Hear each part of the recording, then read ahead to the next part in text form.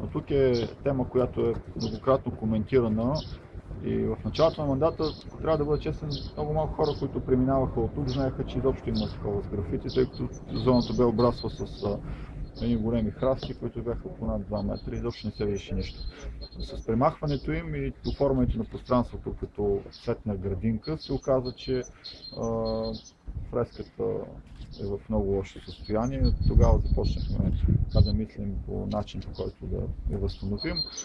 Като естествено с ремонтните дейности в Стария град вече все по-належащо ставаше, тъй като тази година виждате започваме с осветлението. Точно в момента посадих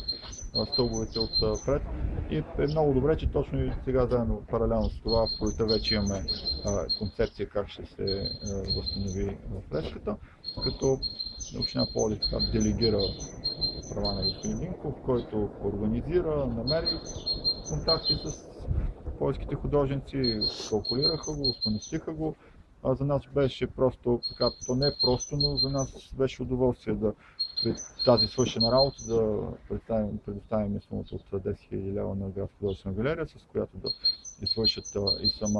самите фактически действия по възстановяването, като допълнително община Пловдив ще постави художествено осветление с проекта, който правим за осветляването в Стария град, така че да имаме един напълно завършен художествен ансамбъл, ако мога да се